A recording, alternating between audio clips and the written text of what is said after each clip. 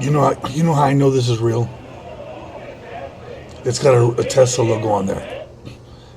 Because it says Tesla, I know it's real. So Elon Musk knows how to make everything right. Look how small those tanks are. Like they're. Why wouldn't they make tanks the same size Tesla makes them? That's amazing. What if Elon designed it?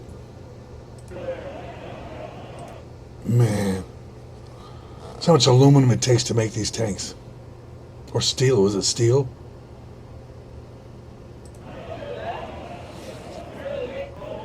Is it because Elon Musk is a genius? It says right there, Tesla super tanker launches.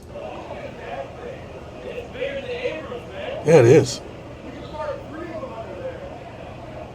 I don't know who makes the Abrams, but you got a lot of competition now. Imagine you seeing that with an American flag on it, coming at you.